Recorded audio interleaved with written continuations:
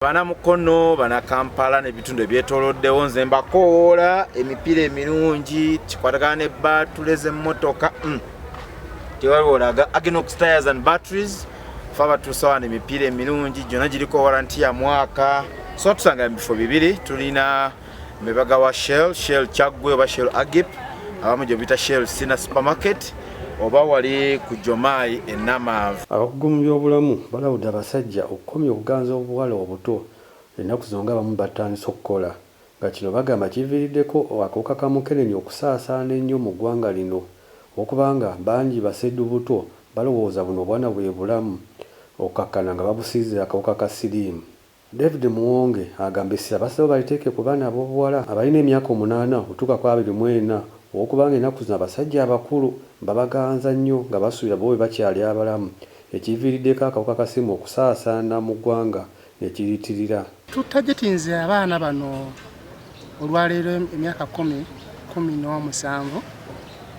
olw'ensonga nti ensangi zino siriimu yetanidde nnyo mu baana bano.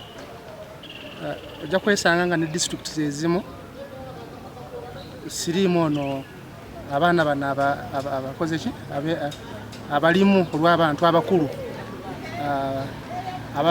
ababeyunidde nga balowooza bo tebalina siriimu ate bo abantu abakulu ne babaleetera naye ate era nga n'enkya tulina kategole endala gye tugenda okukolako ey'emyaka 17 paka 24 naye nga kyo kituufu ekyamazima siriimu mu baana abato mungi. Abantu abakulu balowooza nti abaana bano tebalina siriimu ne bamubasiiga so nga ate abamu bazaalibwa balina akawuka.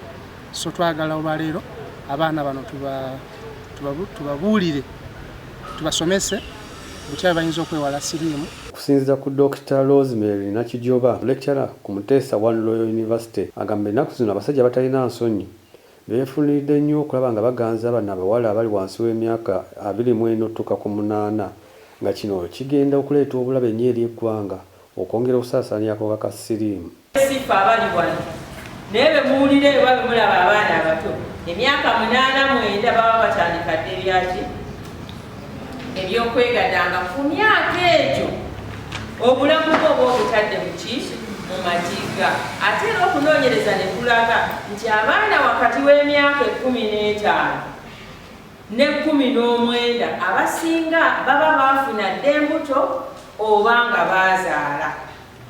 Kakati gwali wakati w'emyaka 15 ng'otandise ogirinyisa kitegeeza ki nti twewalire eddala ebyokwegadanga tukyasoma si kyekyo bainange ebyo tubyewalire eddala ebikwebe bibaayo tubimanyi nti gyebiri naye ate ebiri ebinaakivaamu byebisinga obungi.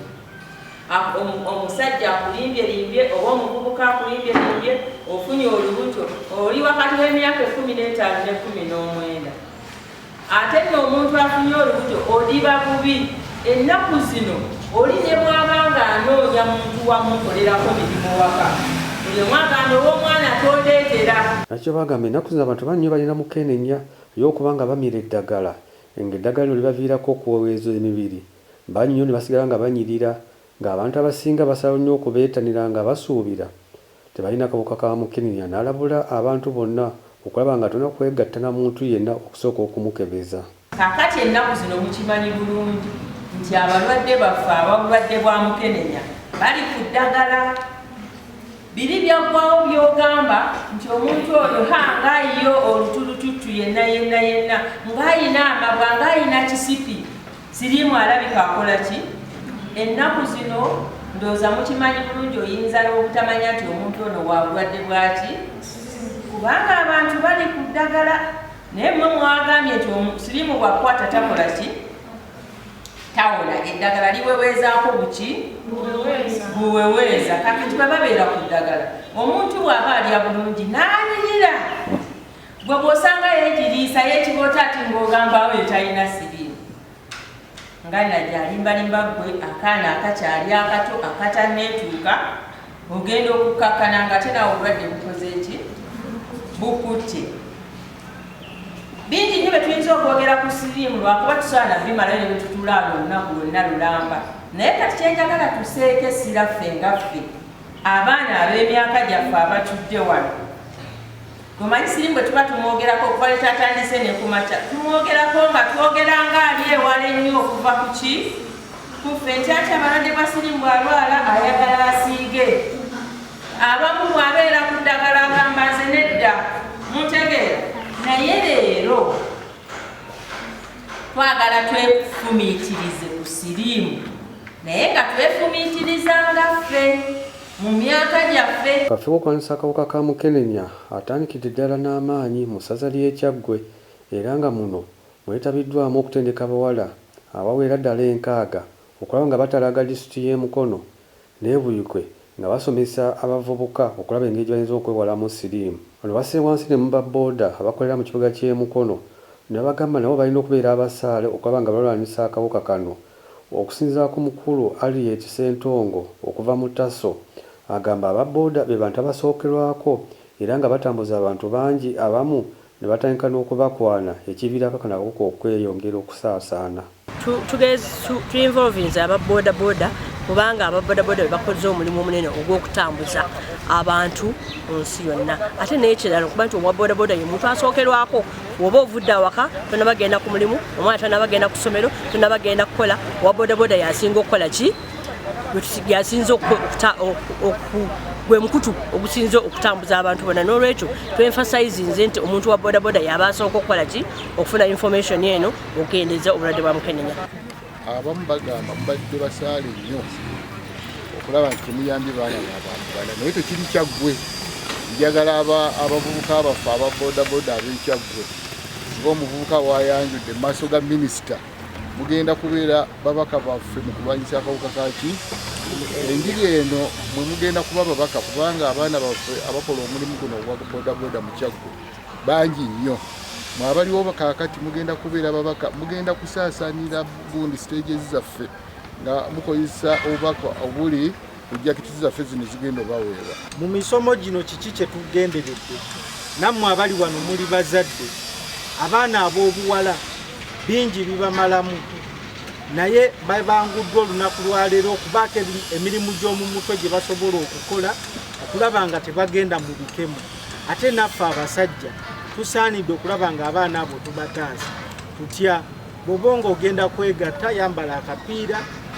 obanga ogenda kwegatta sooka okebeze omuntu gw'ogenda okwegatta naye omanye ayimiridde atya mu byobulamu gwe mulamwa gwe tuliko zaala ne mubeeranga bwe muli ate nga mujja tuyambako okutwala eggwanga lyaffe mu maaso si kyekyo bannange kaakati okutwala eggwanga mu maaso tulina okubeera n'eggwanga eririmu abantu abalamu abantu abanaleeta mu nsi era abantu abalamu abasajja mmwe mukulira ebika mmwe be balonda ne mukulira ebika ne mubeera abakulu b'awaka naye tojja kukulira lujja nga teruliimu bantu olw'okuba tewatwala bubaka bukuuma kubeezaawo bantu balamu basobole okuvaamu abantu abalamu abanaazimba eggwanga.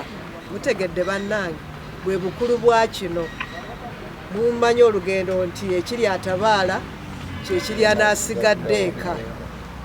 Luno lwoya lwa mu nnyindo buli omu alina okukwatako olubimbi ne tusaasaanya enjiri naffe ne bwe tuba nga tulina ebikolwa ebyo ebiyiikiriza naddala abaana ab'obuwala kubanga omulembe guno omulamwa gwaffe gugaba abasajja mubeere basaale mu kulaba nga tujjawo Mukenenya.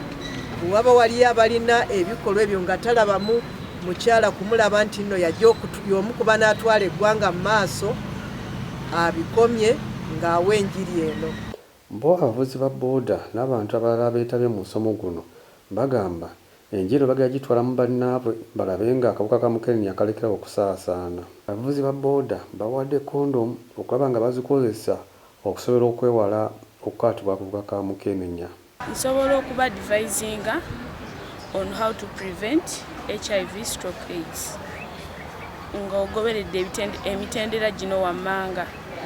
Osobola okwekuuma akawuka okwetangira akawuka ka Mukenenya ng'oggyeewo ebintu by'okwegombagomba kuba omuntu weyeegombagomba kimuleetera okugenda n'omusajja ng'amusinga emyaka ng'ate tannaba kwetuuka ne kimuviirako okufuna akawuka ka mukenenya oba siriimu kubanga tomanya oli musajja gw'ogenze naye oba akawuka akayina oba takayina kuba temusoose kwekebeza ekyo kiyinza okuviirako okufuna akawuka ka mukenenya. Okulwanyisa obulwadde bwa mukenenya nga musaasaanya eri bavuzi bannange okwebika nga webanga olemereddwa obenga okozesa akapiira